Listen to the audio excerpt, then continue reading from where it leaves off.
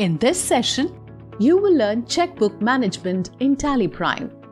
Using TallyPrime, you can maintain multiple checkbooks and manage check through their life cycle, from issue to reconciliation, with the help of the check register. Let's start with checkbook configuration. To configure checkbooks from Gateway of Tally, press C to create a new bank ledger. If you already have a bank ledger, press A for Alter, Ledger, select your bank ledger, set to Yes to set or alter checkbooks. Here you need to mention the check range along with the checkbook name.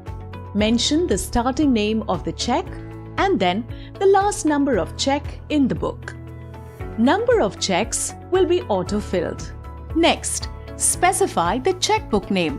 It can be based on usage or it can be department-wise, like owner, manager, accounts team, etc.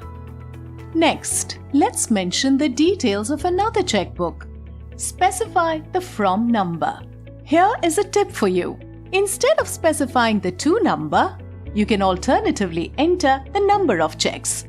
The to number will be captured automatically. Mention the checkbook name. Likewise, you can specify the details for multiple checkbooks for a single bank. Press Enter to move forward. Ctrl+A to accept the ledger. Press Escape and come back to Gateway of Tally. Next, let's record a payment voucher and learn how to use the checkbooks. Press V for vouchers. Press F5 for payment. Select the bank ledger. Next, select the ledger against which the payment is made. Enter the amount. Press Enter until you get this bank allocation screen. By default, check as a transaction method will be selected. Next, you can see that the check range and instrument number is auto-selected. You can press backspace to see the other checkbooks and select the one that suits your need. Press Enter to move forward. Mention the narration if required. Enter and accept the voucher. Press P to print check. For the subsequent transactions, TallyPrime will automatically select the next available check number from the checkbook. Next, let us view the check register report. To view the check register report, press Alt+G for Go To, type and select Check Register. Using this report, you can view, search, and track your check details. To quickly locate a check, press Alt+Q for Quick Search. You can search or locate with different search parameters such as check number, favoring name, amount, etc.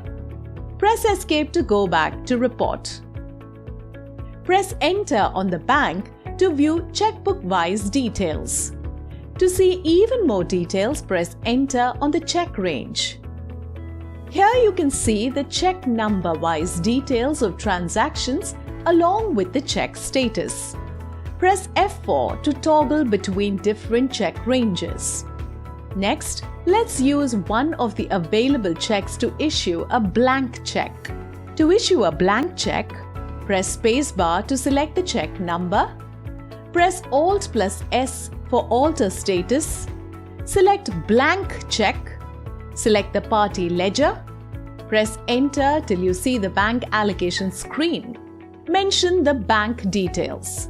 Press Enter and accept the voucher. Press P to print the check details. Now you can see that the status of check is updated as blank check. Similarly, you can also issue a cancelled check.